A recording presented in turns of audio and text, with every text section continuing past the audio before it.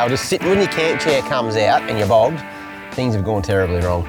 Lightweight, and I reckon that would be able to go some places. Do you need big tyres and muddies? Yeah, the only way to get up here is on 37s. Yeah, it helps. Or 44s if you want to go motorbike. Is that legal? Who's asking, officer? Sorry. Graham, here we are, mate. LORELLA Springs. I know, this is...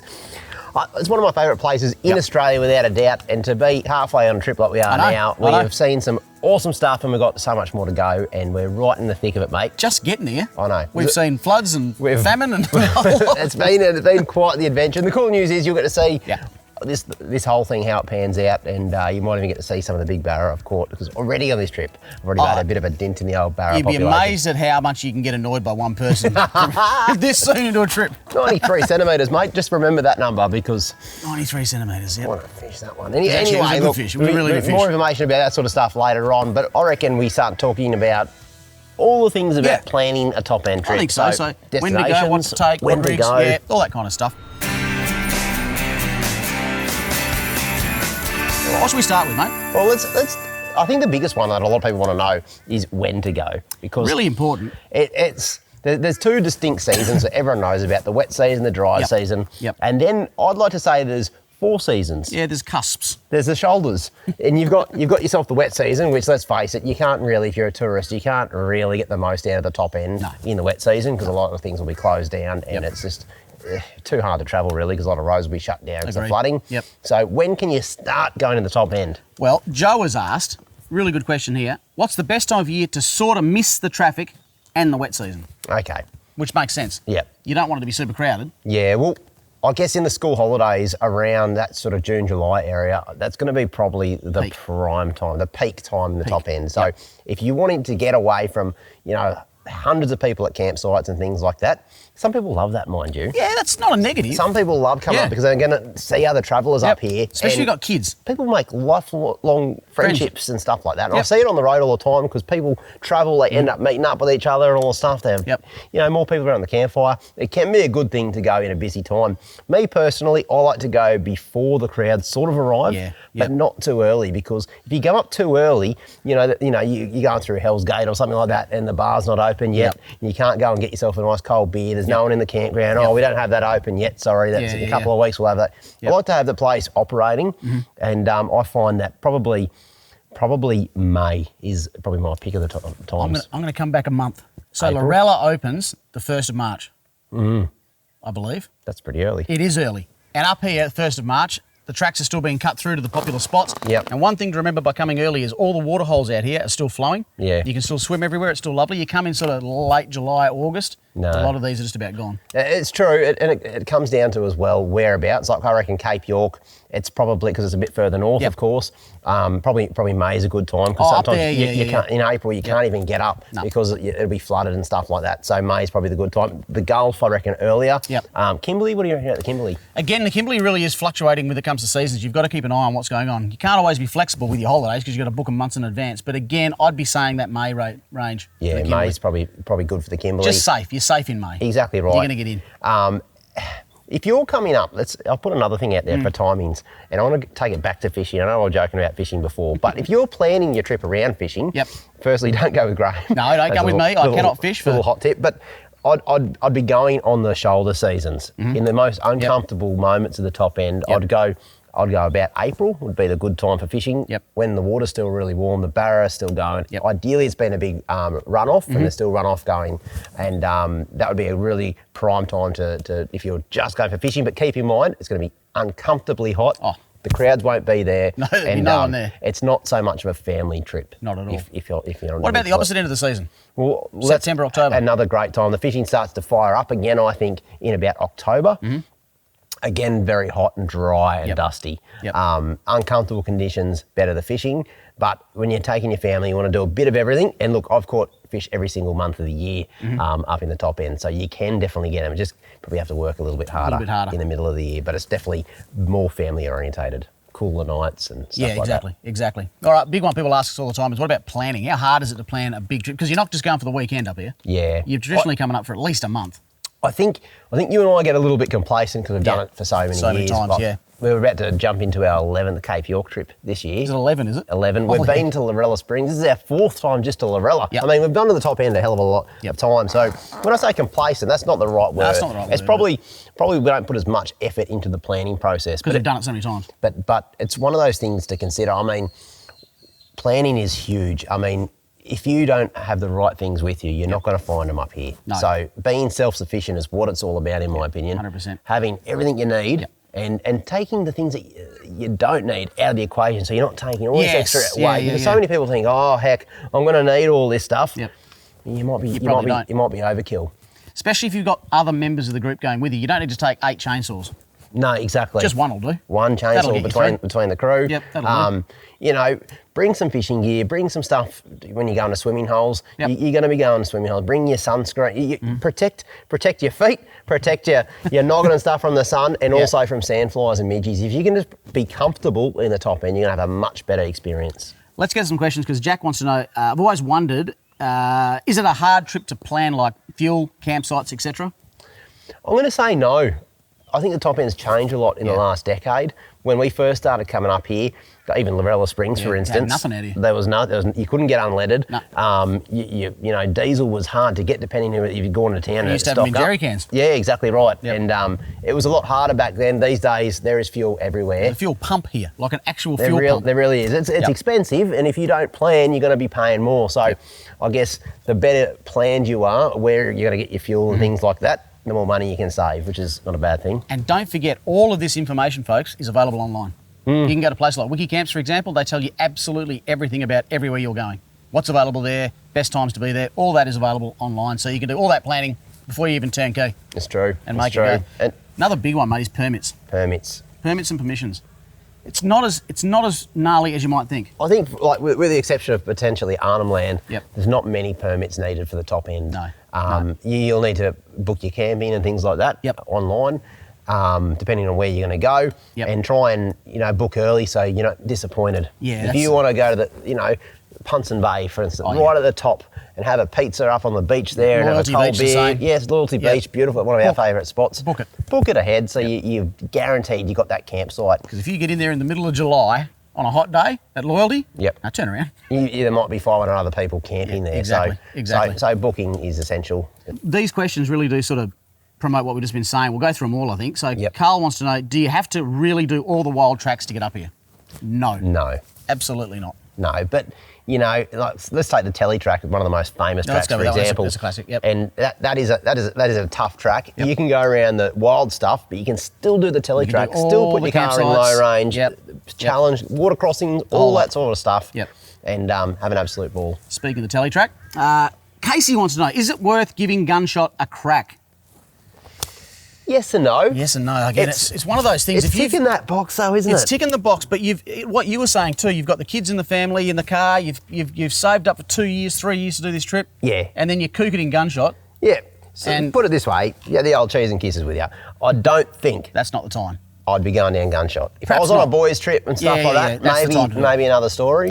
But there's no use ruining someone else's holiday. That's the thing. For 2 minutes worth of glory. And you don't need to do Gunshot. There's 4 or 5 ways around it. Exactly right. Plus the main bypass. So. Yep. Right, one more here, mate. Can you get to the top of the Cape in a caravan? I'd suggest you put a car in front. Yep. Because the caravan itself won't get there. But put a 4-wheel drive in front, and yes, you can. You can drive all the way. Well, not to the tip. I'm going to say, you wouldn't take it to the exact tip part. You'd keep it at Loyalty Beach and drive the 20Ks to the tip. But I'd say, if you were starting at the top, where does the top end start in WA? Oh, let's take Broome. Broome. You could drive the caravan all the way around 20k short of the tip at Cape York. Yep, 100% you could. Definitely. You take caravan just about anywhere, and the cool thing is you'll use your caravan or camper trailer as a bit of a base camp, and then you can go do the more adventurous stuff.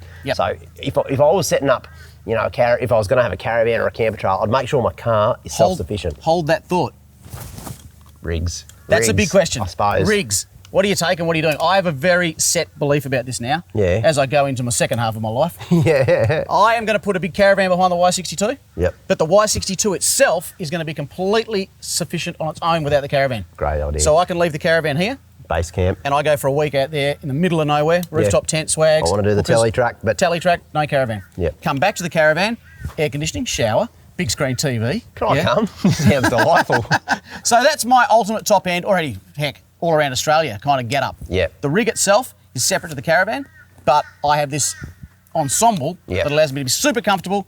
You go out and fish the hotter months, if you can fish, the hotter months, and then come back and you're super comfortable, but you can get away from the caravan and do the things you want to do. What about old versus new? You know, you've got yourself an old car, or you got a new one like you do.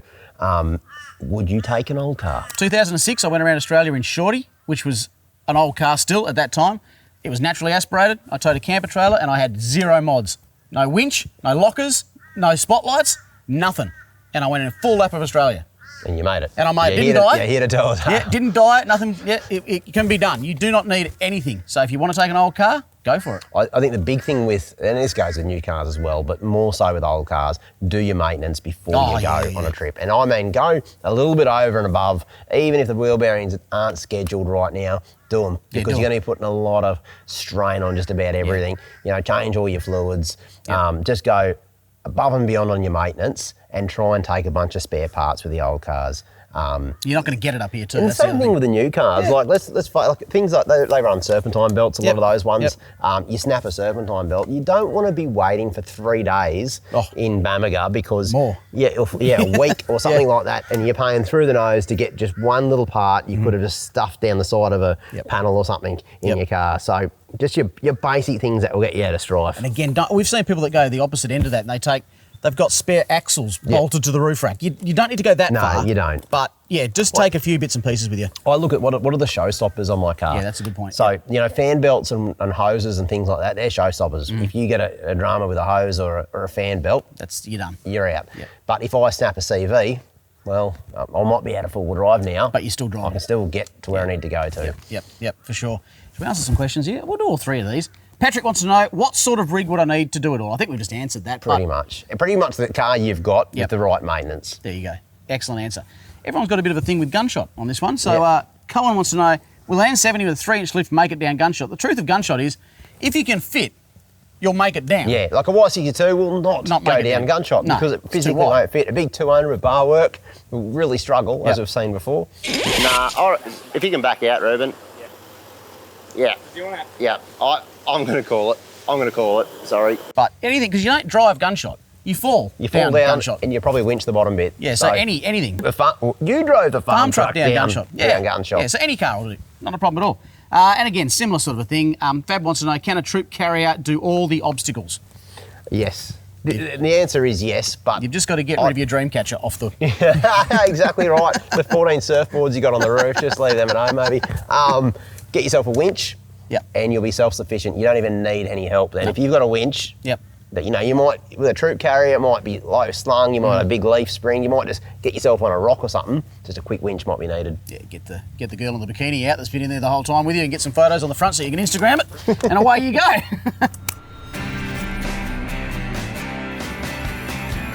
Right now, you can get one of these in-car 5-watt UHFs and a 6.5 dBi antenna delivered with free shipping anywhere in Australia for just $219. Now, normally if you were to get this UHF and antenna, you'd be looking at $358, but you can get it and save $139 with free shipping anywhere in Australia. So, if you want to get your four-wheel drive, a brand new UHF and a 6.5 dBi antenna, and give it a little bit of a birthday, make sure you jump on it quick at oricom.com.au and don't miss out. Cheers, boys. I'll see you soon, hey?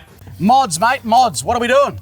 Well, mate, when it comes to mods, that's what everyone's thinking. Like, how much do I need to spend on my rig before it's worthy enough to come to a place like this? Yeah, it's a big question because the reality of the answer is nothing. Not really. Just like you said before, any four-wheel drive that you're using on a weekend basis to go away, you've already modded it to do this. And it will do anything you want. Yep. And I think a standard vehicle will do 90% of the top end. Yep. However, it comes down to your comfort levels. Yes. So if you are one of those guys that just need to have everything, you need a hot shower every night, and then all of a sudden the cost of your mods are going to start accelerating. I think there's a few ones you can't live without, but for most of them you can get away with, but it will compromise your comfort. I agree. Look, we've got so many questions on these. We'll just pick a few here because the questions kind of answer it. So Geordie wants to know, is a winch worth the money? Are you going to use it enough? I reckon the one time you don't have a winch and you need it, is the time you're going to really want. Just if you use it once, it's going to save it's you bacon. It's going to pay for itself. And winches these days have come. I mean, back in the day, winches were like the most expensive thing you could buy to put on a four-wheel drive. But now they've come right down and they're fantastic. So yes, they are worth the money. Bolt a winch on. Definitely have one. Yep. Imagine being stuck. I've heard so many stories, and you drive down this little track. You might be trying to get to a fishing spot. You get stuck in a bit of sand. Now a winch could get you out in about 2 seconds, or you wait till the next person comes. Or it's 38 degrees and you're digging and you. Oh, sounds horrible. Luke wants to know: do you need lockers?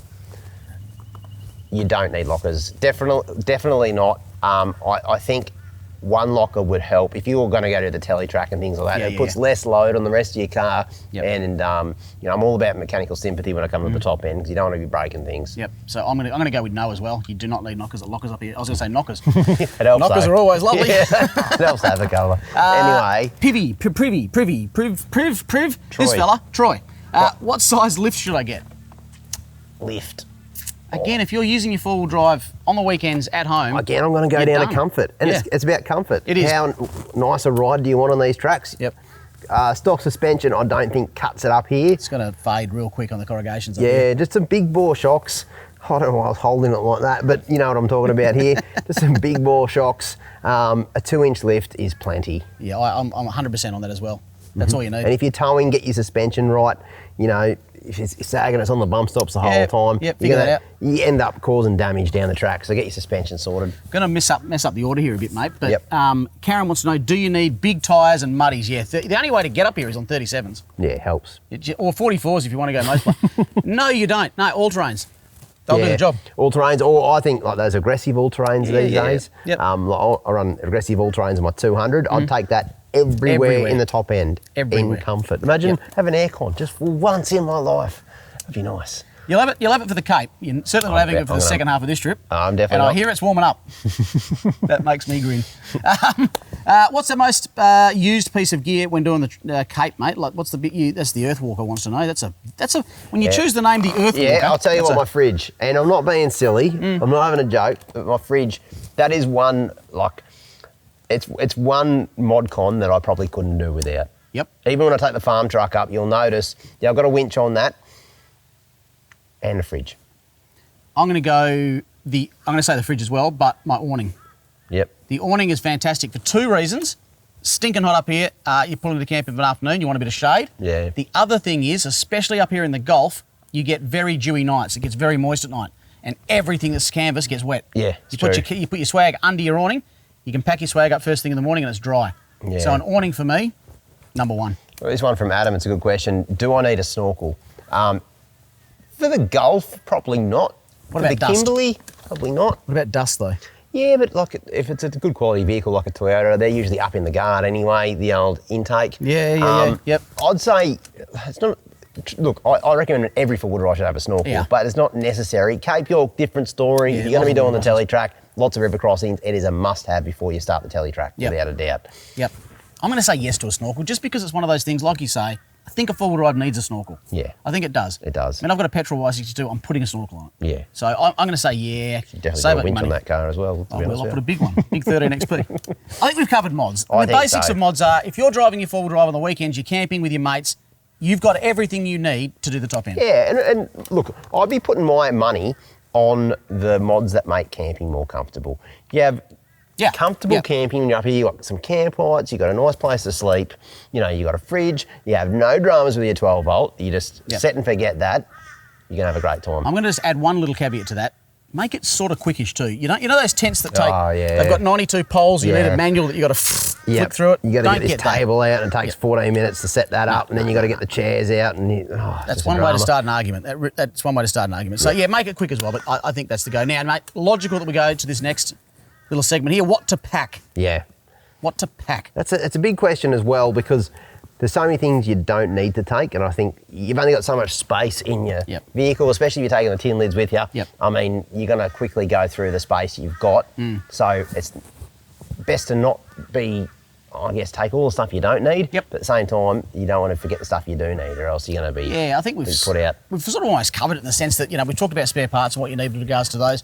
Talk about spare parts just quickly. Go through the spares you take in the D-Max, and I'll have a little quick go with the ones I've got. Yeah, so for me, number ones in mine, we've talked about it before, are belts and hoses. Because you're not going to, it's a new model D-Max. Chance of me getting something up here in Doomadgee, yeah, and it's not going to happen. The likelihood of doing a hose is pretty rare. Pretty minimal, but it's the one thing that I've done belts before because of varying factors. And if I did a belt up here now, you're not finding one. I'm not getting one. And it's going to take a long time for me to get one. So for me, that's what I've got in the back there. I've got alternators, I've got a starter motor, and I've got spare CVs. And that's it. And you got fuel filter. I've got fuel and air filters, yeah, which I've got to change. Which I think are important. A fuel filter in case you get some dodgy fuel. Air filter. Don't even need dodgy filter. Even the dust up here has set my warning light off. Water trap off? No, not water trap. Actually told me I've got dust in my fuel filter. Gee. But I've got 2 fuel filters with me. I'll change that before we go. So that's pretty much all the spares you've got. I've got exactly the same. In terms of spares, I've got Boses. Have you got a Bose? That's Bose. When you get your belts and your hoses together, you get Boses. So I've got them. I don't have CVs with me need it up here. because it's not going to be a showstopper. No. I've got a couple of manual locking hubs. That's good. Because you can break those. They're like a fusible link on your car, really. True, but I've never broken one yet. But I've still got. Don't take much space up. Yep. What else have I got? That's pretty much the same sort of stuff as you. Filters. I've got to start automatic vehicle. You need a spare starter motor because if that goes, you will not be able to jump. So you won't be able to take off. No. So alternator is good as well to have. Good to have. Here's one that's left of centre that's not a spare part, but I say what to pack is something that I reckon everyone should have in their four-wheel drive. And even if we said before, don't take multiple chainsaws, here's one thing that you do take multiples of: barbecue plate. Yeah. Because you're cooking on the barbie every night up here. Yeah, you do. You make a fire. Barbecue plates are the best to cook on, without a doubt. Yep. A good little gas cooker as well to supplement. You've been using yours all the time. I have been loving my new one. What else? I reckon Mozzies. Oof. Bring a stack of your Bushmans and things like that. Thermocell, maybe. You know what a thermocell is? They're worth their weight in gold. Yep. Take a basic set: spanners, sockets, screwdrivers, hammer. Take your basics, even if you're not really comfortable with using them. At least have them on your vehicle. Yep. Every vehicle should have tools. Yep. Some basic recovery equipment. Oh, recovery gear for sure. But don't go crazy. Just one recovery kit will do the job. Yep. Make sure you've got rated recovery points on the front and rear of your vehicle, because there's not much point in getting a recovery kit if you can't use it. Yep. So get that done before you come up here. And I think where a lot of people go wrong is their 12-volt setup. It's going back to mods a little bit, but make sure your 12-volt system is up to scratch, spot on. Yep. Because if you haven't really tested it out on those weekend camping trips, and you come up here and on your drive up, you're not getting enough charge to even run your fridge day one, you are in for 2 weeks of hell. You've got your Cryovac meats in there, and it's all starting to thaw out, and you're stressed. Exactly right. What about, would you budget to put a solar panel on to come up here? It's funny, the morning before I left on this trip, I put a solar blanket on top of the rooftop tent. Yep.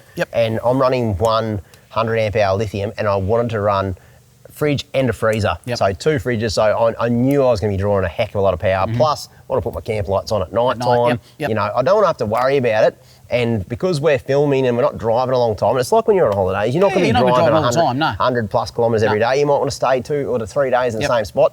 I'd definitely look at taking a solar panel. Yeah, I've got 170 on the top of the D-Max behind me here, and that's just been cranking in 8 amps, which is above and beyond what I need. Yeah. So I know that I'm always topped up. But another good idea, as a rule, you tend not to park and camp in the sun. You do what we've done here, you pull out into the shade.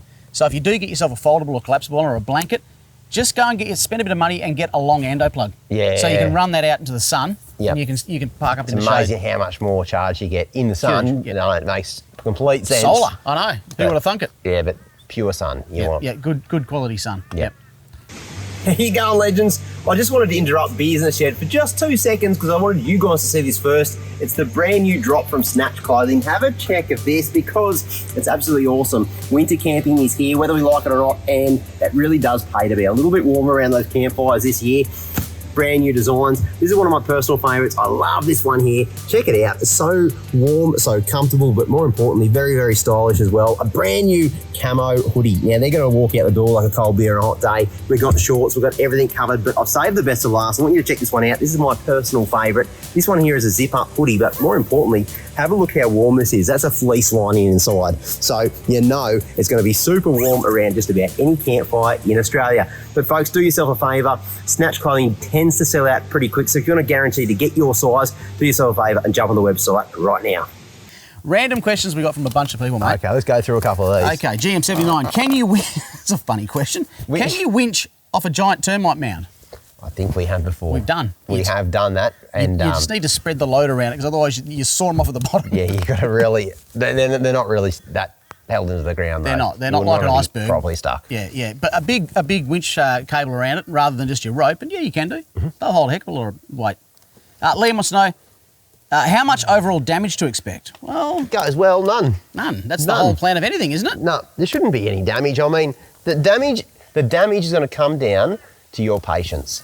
If you drive slow and you take it easy, you will not have a drama in the world. No, definitely. The most damage comes, and it's not from driving the teletrack and all the challenges. No. It's high speed It's stuff. from the stuff in between where you're doing 90 k's an hour. This is a good dirt road. And then a corner. You corner or into a washout, and you hit that thing at full tilt, and you break something, and you go, I'm an idiot now. Shouldn't have done that. There's my chassis. If Looks you like just a slow banana. down, you're going to save fuel, and you're going to have a much safer experience. Yeah, I agree.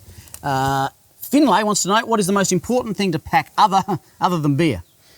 Fishing gear, for me. Fishing gear. All the fishing gear to cover all your bases. I've got 4 rods with me, plus lures to basically cover me for everything. And for me, because I love fishing, so that is so important to me. Not for everyone. I'm going to say, don't scrimp on food. Pack some real nice food to enjoy around camp. Yeah. You're out here on holiday. Don't come with the tin of baked beans.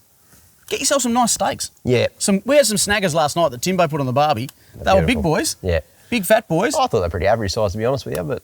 Okay, well, they're pretty big for me. I had to cut them in half. And they were just lovely. That was, I wouldn't buy those ordinarily, but out here... That is a great tip, I think. Yeah. Go to your local butcher. Yeah, Get them cryovac. Get your meals all sorted. Yep. And because you get into camp, you look forward to it. I know. We're having the Wagyus, do a right? roast. Yep. You know, do some roast, spaghetti bowl. Do some really nice meals. For Willie, how much beer is needed to last the whole trip? And another question there about beer. How much beer do you need? People, like... It's a weird question, because it's as much as you'd normally have. Well... Hang on a second. Hang on. You do get excited. Hang on. Let me go through it. I'll break it down real simple for you. So, I'm thinking. This is what me and my mates would sort of do.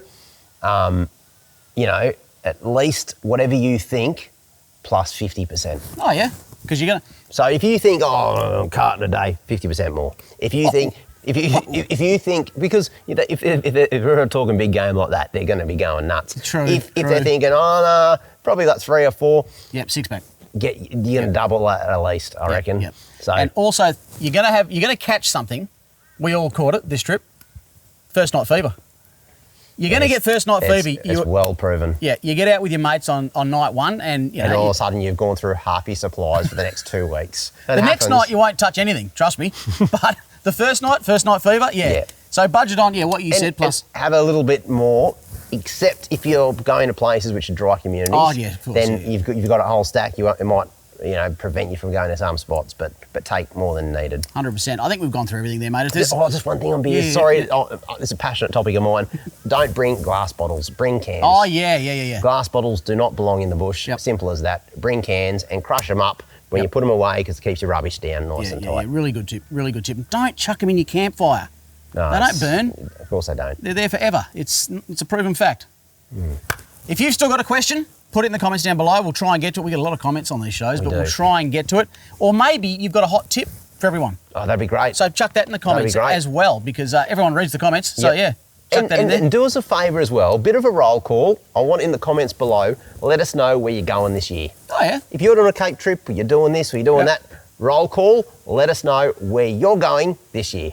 We're going to be up in the Cape pretty soon. We might see someone. We will. Yeah. Well, mate, one of my favourite parts of the shows, giveaways. Now, this one I'm going to throw to Jocko, mate. He's got a wicked giveaway for you guys. Get involved. Guys, Bison have got an awesome giveaway on at the moment where you can win a brand new pair of boots. To win, all you got to do is jump in the comments below and firstly tell us your size, and also tell us a time where you're out on the tracks and a quality set of boots would have really helped you. There's 10 sets to give away, and that's not all. In one of those sets of boots, there's also going to be a $1,000 gift voucher to 4drive247.com. So if you want to get a brand new set of Bison boots and you want to go in the draw to win a $1,000 gift voucher, jump on it quick. Don't miss out. Good luck.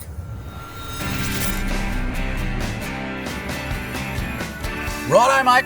Let's crawl into someone else's shed. I love doing this, mate. I love creeping around and seeing what I can see. And you know what? you can always count there's going to be epic rigs, heaps of fails, and just some cool old-fashioned advice. How do they keep in touch with us, mate? What's the best way to do that? Best way, all of our social media handles. You got TikTok these days. What is that? You know, it's lots of dancing. Right. You've got yourself Instagram, Facebook, and of course keep commenting on YouTube. And if you could just do us a favour, like and subscribe. It means so much to us. It really does. It keeps us going. It really does. Anywho, rigs, mate. From their sheds, mate. Let's have a look at this. We want to start this segment. It's a bit of a special start for us because our cameraman's been with us for ages and ages and ages. He's decided to take a sabbatical. He's taken 6 months off and he's going to do a big hot lap of Australia. And he's been doing up his 200 series for quite some time now. And I've got to admit, it's pretty cool. And he's done some really cool, like, budget-ish mods himself, which I think adds to the whole character of the vehicle. I wouldn't look too closely at some of the woodworking in the back of those. He's done a good job. He's done a great job. Especially, he's come down, he's got a little spot where he can fit a carton of beer perfectly, millimetre. You know what I've done? I've actually been looking around his rig because, you know, when you're planning a trip like this, you're looking at all the latest and greatest mods and stuff like that. And there's been a couple of things I've even got, a couple of ideas of my own rigs. I wouldn't tell Josh that, though. Let's have a look at that then. Have a quick look at this one. Shuey's been building up his car for the last 6 months in anticipation of his trip. What was a stock 200 is now a touring weapon. It's had a 2-inch lift and GVM upgrade. He's installed a bar winch and spotties up the front. In the rear, he's made a drawer system with kitchen and upright fridge. He's removed the back seats and installed some storage, including 20 litres of water with pump and an additional 40 litres of water storage out the back. There's a full 12-volt system with solar panels. He's got an air compressor. Of course, he's got room for beer and spirits and a camp oven. On top, he's got a rooftop tent, recovery boards, a 270-degree awning and a shower tent. What an absolute animal. Our best wishes from all the team on your big trip, mate, and I'll catch you in WA. I think you'll agree he's going to have one cracking trip and he's going to be damn comfortable in that vehicle too, I think. I know. That's the biggest problem with working with us, I suppose. You get to see all these cool things. You get a lot of inspiration, and chances are you just take off and enjoy and live the dream yourself. He's actually going to come straight past my house. Is he? Yeah, we're going to go camping. Oh, good on you. That'll be weird, won't it? Yeah. Like I only ever see him at work. Yeah. He's going to come to my house. Oh, very good. That'll very be fun. Good. I'm looking forward to that. Righto, mate. Let's go to Sri Lanka. See some rigs over there. This one here, I'm going to call this one the Yellow Canary. Or it could be a scat. It could be. I think it is a little scat, little Daihatsu scat. Yep. Yeah, Look at it though. Either way, mate, that is a tough little one of those. It really is. So that's Yannick from Sri Lanka, and he likes mud. He likes a lot of mud. He does. He wheels the thing out of it. Harry and Tassie. Look at this. He's got a beautiful lady series. You know, that thing, I'm going to say is probably 35 or 33. It's hard to tell. Got some basic mods done to that thing, and it just obviously takes him everywhere. How good is Tassie for four-wheel driving? Mate, I know. You've got some of the best camping and tracks. I'm jealous of you buggers. I really am. Scallop pies, holy heck. Scallop pies, settle down. You know what you do when you first get a scallop pie? You burn your chin. Yeah. Because they're so damn hot. And they're so hot, you can't help yourself. Anyway, I shouldn't stop. We haven't had lunch when you get hungry. Mark. What have you done here? He's got the big Ranger. Check out the tray canopy on the back of that thing. Look at pretty cool. That's a one-off thing, isn't it? Yeah, he's got some pretty cool mods going on there. Really has. Yeah. I can't see it. Oh, yeah, it's got a tow hitch. I was going to say, need to put the jet ski on. But yeah, he's done well. Mark, it's a credit to you, mate. It really is. It looks fantastic. I like the colour of it too. Yeah. We can only have one winner. There can only be one winner in life. Sorry, kids. If you're at school at the moment and you get to bat and ball and get the medal at the end, there can only in life be one winner. And today, that is Callum, I reckon, because Callum's got a wicked little GU. That thing was not that little, really. It's quite big. Quite a rig. Yep. It's lightweight, and I reckon that would be able to go some places. What's with the lights? Why do people do the lights? I don't get it myself. No. I don't get it, but is that legal? Who's asking, officer? Sorry. I reckon. Anyway. All right. I think it's a cool little rig. It's a grey area. Deserved winner. It is. What are they getting, mate? I think they're getting a snatch voucher. Snatch voucher, of course. Yep. And keep yourself up. Maybe get some stickers for that rig. Because looking a little bit stickerless. Yeah. I reckon a nice little windscreen banner could go cool. Would go nice, but no. Callum, that's a cracking GU. Would you like to fail? I am very good at it, mate. So what do we got? You would know this location. Oh, yep, I've failed there. You have, like on multiple occasions. That's true. So have you. We've all had a fail. It's one of those little bog holes. I think it's in the glass house, and it does catch you out by surprise. And it's horrible too because it's like cement. Everything just goes rock hard afterwards if you don't get rid of it. It really does. So, who is that person? We're not entirely sure. I can't read it in this harsh light that we're sitting here with. Waiting for a mate. That is a fail. Just sitting when your camp chair comes out and you're bogged, things have gone terribly wrong. Yeah, that's no good. It's coming in through the bottom Yeah, there it would too. be. It's an old GQ, so it'd be coming through every little rust hole in the floor, man, just coming straight up through. It looked like a very clean GQ, actually. Bugger. Oh yeah, that's not what you want to be. That is an angle. It really is. That looks like the Victorian high country, and I guarantee you that is the start of a very slippery slope. Wait, what sort of car is that? Looks like a Holden. Is that a Holden Adventurer? I was going to say a VE Commodore there for a second, but no, you're right. It's an Adventurer. It is. We're not doing much adventuring. Well, I think the adventure is in the marketing tagline, mate. Stick to four-wheel drives, anything with a low-range gearbox when you start to go, or else things like that can happen. Can happen. It can be a bit dangerous. What's happening here, mate? Look at this. Driving. Yep. Driving. When you've got too much flex, sometimes a spring can come out. That's just what's happened here. He's blown a tooth. A spring's come out and also taking a brake line out with it. So that's the bit that'd suck. it's actually happened to me before. Recently, spring comes out, too much flex, and never happened before in this rig. No, it just fell out though. Just the other day, I was flexing through something. It's been a bit silly, and it popped out. Luckily, didn't cause too much damage. No, you got away with that one. Now, this fella here, Sam, if you can get in touch with us, please, mate, tell us what the heck you're doing right down the back there. Why? How and why? How and why? The big questions. And when you need to get heavy-duty, earth-moving equipment to come in and recover your vehicle, things have gone terribly pear-shaped. And Sam, you have failed so brilliantly well that you are the winner of the fails, mate. So the winner of the fails. Yep, you failed that good. Yeah. That you won. Snatch voucher. But you still failed. So let us know how you got there, Sam. Yeah.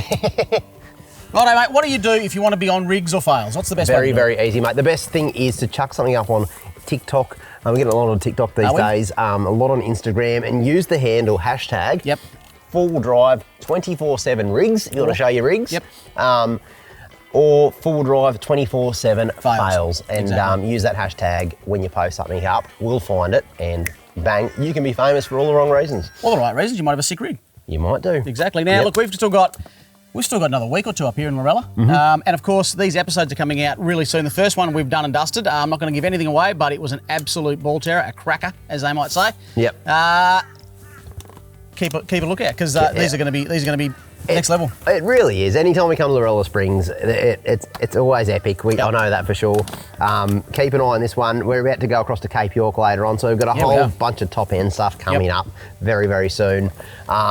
Hit the little bell and you won't miss out. I think that's the best way. I know we say it a few times, and a lot of people on YouTube do say this, but please press the subscribe button. It means so much to us, and that way you're not going to miss the action. Or Graham's barra that he might catch in the next half of his trip. There's still half a trip to go, mate. Don't write me off yet. I haven't got out the secret lure yet. Oh, look out. Little pit grub. I'm going to get in I was going to say that'd be quite reminiscent for you. Anyway. I'm going to ask you a question in 2 words. Yep. And you've got to answer yes or no. Hot springs. Yes. We'll see you folks next time. Catches. See you around.